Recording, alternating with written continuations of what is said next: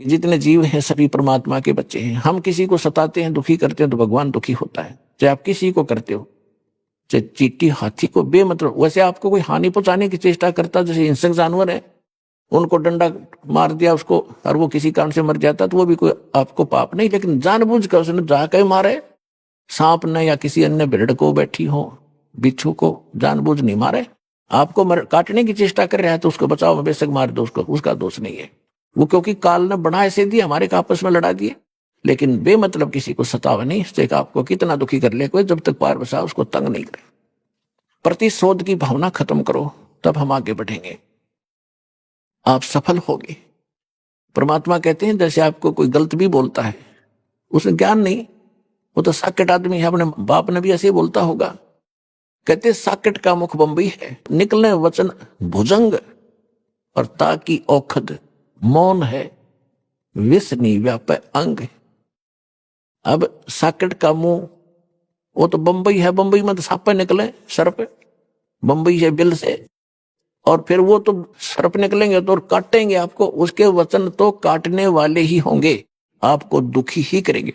उसकी औषधि बताई है, मेडिसिन बताई है कि चुप रहे, बोल रहे नहीं, उसने जवाब नहीं दे, ताकि औखद मौन है, फिर उसका जहर आपका असर नहीं करेगा। कबीर साहब कहते हैं कि साकट और सवान को उल्ट जवाब नहीं दे। आप कुत्ता भौंक रहा है, आप उसने धमकाओगे और दूना भौंकेगा, कहते हैं बोल रहे नहीं, भौंक भांक आप टिक जाएगा। तो ऐसे साकट को वो आपने कुछ कह रहा है, आपको उत्तर देने लगोगे तो दूना बकवाद करेगा, आप चुप हो जाओगे, 10-5 मिनट भौंक के कुत्ते की तरह आप सेट हो जाएगा। तो फार्मूले बताए हैं परमात्मा ने, आप इसको अप्लाई करना। कबीर जो तो को काटा बोए ताको बो तू फूल, तो है फूल के फूल है वा को है त्रिशूल।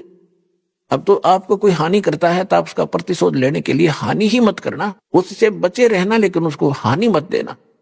और फिर भी भगवान के बच्चे समझकर जहां भी आपके सत्र का कोई काम उसके प्रति आवे तो उसको लाभ ही देना। तो फिर देखना भगवान कैसे करेगा कि आपको तो भले का फल भला होगा और उसके बुरे का फल उसको 3 गुना ज्यादा मिलेगा।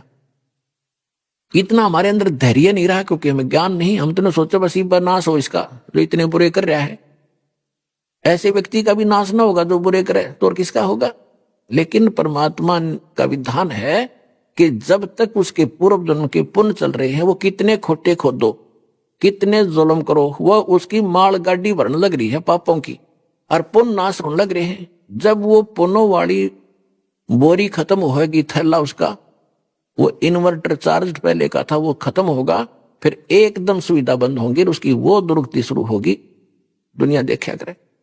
यदि ऐसा नहीं है तो भगवान ही नहीं है। भगवान है तभी तो हम उसके पीछे लगे, और भगवान है तो उसके प्रत्येक वचन का पालन करके इस भक्ति रूपी सफर पर आप बढ़ोगे तो निर्बाध आगे चलते रहोगे। नहीं तो आप उलटम लट्ठा होकर वहीं फिर खड़े रहेंगे। आप